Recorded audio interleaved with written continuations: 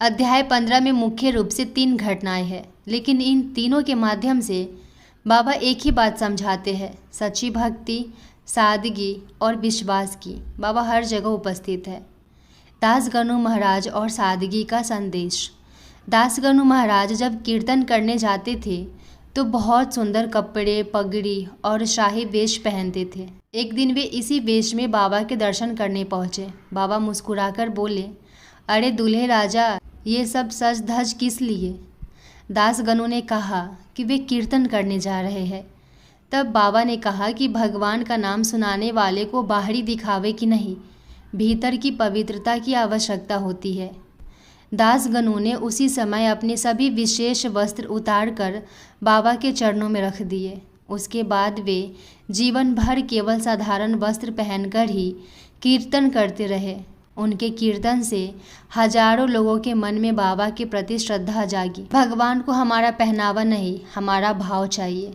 सच्चा प्रचार वही है जिसमें अहंकार न हो। जो स्वयं सरल होता है वही दूसरों के हृदय तक पहुंचता है। चोलकर की बिना चीनी वाला चाय इस अध्याय की सबसे भावुक कथा है।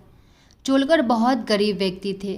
उन्होंने दासगणु का कीर्तन सुना और मन ही मन बाबा से प्रार्थना की, अगर मेरी नौकरी पक्की हो जाए तो मैं शिरडी आकर आपके चरणों में मिश्री चढ़ाऊँगा।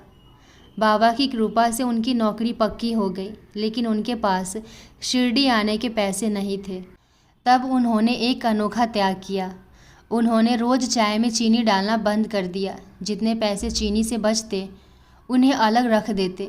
कई महीनों तक उन्होंने बिना चीनी की चाय पी ताकि बाबा का वचन पूरा कर सके। आखिर वे शिरडी पहुँचे, मिश्री चढ़ाई और बाबा के दर्शन किए। जाते समय बाबा ने पास खड़े व्यक्ति से कहा, इन्हें खूब चीनी डालकर चाय पिलाना। ये सुनकर चोलकर की आंखों से आंसू बहने लगे। उन्होंने किसी को नहीं बताया था कि वे महीनों से बिना चीनी की चाय पी रहे थे। बाबा सब जानते थे।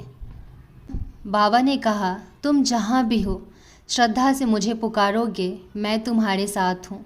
मेरा शरीर शिरडी में है, लेकिन मैं तुम्हारे हर कर्म को जानता हूँ।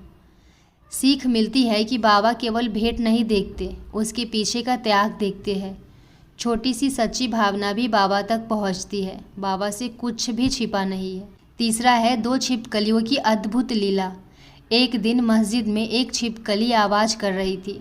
एक भक्त ने बाबा से पूछा कि क्या यह शुभ संकेत है या अशुभ? बाबा बोले, ये खुशी से बोल रही है, इसकी बहन औरंगाबाद से मिलने आने वाली है।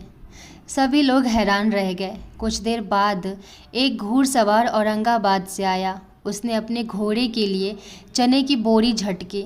उस बोरी में से एक छिपकली बाहर निकली और दीवार पर चढ़ गई। वहाँ पहले से मौजूद छिपकली उसे देखकर दौड़ी और दोनों एक दूसरे से मिलकर मानो खुशी से नाचने लगी।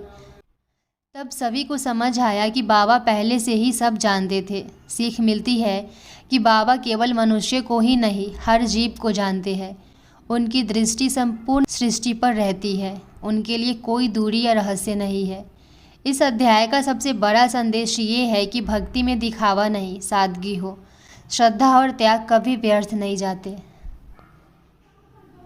बाबा सर्वज्ञ और सर्वव्यापी है। वे हमारे मन की हर बात जानते हैं और सही समय पर उत्तर देते हैं।